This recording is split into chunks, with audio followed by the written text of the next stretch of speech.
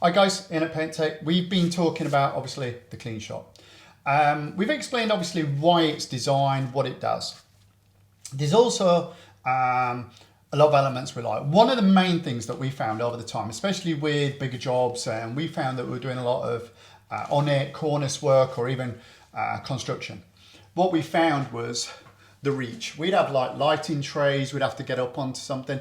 Everybody would be climbing up onto scaffolding, big ladders, etc. We just found that using multiple extension bars, dialing it in to reduce the spit, obviously that's what it's designed for, but then obviously additional access. So we can actually turn this thing as much as we want, all the way down.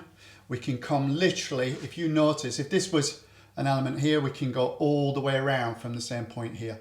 We've actually done M&E, mechanical engineering, your ducting, etc. with this bad boy. It's just so good. Like I said, it's the Swiss Army knife. Yes, it helps with spits, but it actually gives you so much access. Honestly, get one, you will notice the difference immediately. They are absolutely fantastic. Cool, there you go. Cleanshot, Swiss Army knife, love them.